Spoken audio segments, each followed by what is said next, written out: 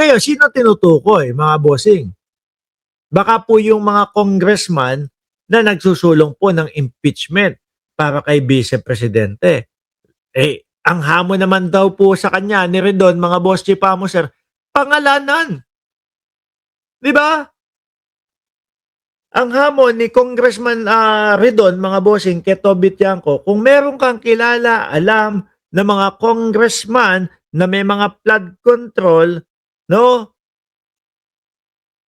Kaya nakikisali, kaya gustong ma-impeach si Sara Duterte, eh pangalanan daw po, mga bossing. Pero dito may sinasabi, September 15, 2025, Redon plugs conflict of interest. Tiangco's family firm was top galunggong importer while he sat on fisheries panel. Oo nga naman, ano? Kung totoo yan, biruin mo. Kapag kayo siya, syempre, madami. Tsaka yung meron pang mga nagiba do sa lugar nila, etc.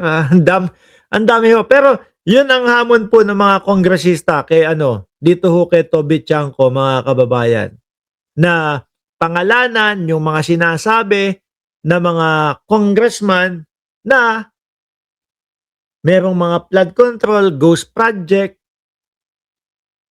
kaya lang nakikisali o kaya lang gustong ma-impeach si Sara Duterte. Kumbaga ayaw mabalikan, mabueltahan sa 2028 kung papalarin ang ating Vice Presidente na maging na maging presidente. Sabi nga dito, ito si Tingog Party List, Jude Asidre naman po. There was no bribe, there was no deal, there was no exchange. If there is evidence, present it. If there is none, stop misleading the public. If such a claim were true, the proper course is obvious. File the appropriate case, present evidence and probe in the proper forum. Parang yung kay Toby Tiangco naman ho kasi, mga boss, parang lagi na lang dakdaka na lang din po ang mga pinagsasasabi. Yung yan ang style na pang-marites ho talaga, mga kababayan. Sabi ni Olive Belandres, dapat si PBBM nag-iingat sa pagpili ng mga i-appoint, mostly nakukuha niya traidor. Sabi ni Dukha ng Cereza Force, lahat magnanakaw pero yung garapal ibunyag nyo. Daming kuda ni Lustay. Ng banta at ayaw sumagot na naman. Na naman?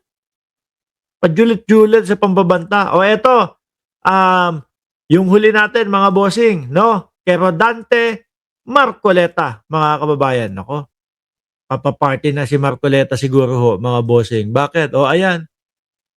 Ay, hindi pa ito. Sorry. Hindi pa ito. Ito ay yung tungkol daw sa impeachment ng Vice Presidente ho, mga bossing. Ayan, breaking news. Idineklara ng House Committee on Justice on sufficient ground, ang ikatlo at ika-4 na impeachment complaint laban kay Vice President Sara Duterte. Naku, yari kayo dyan. Yan ang kinatatakutan nila, mga bossing,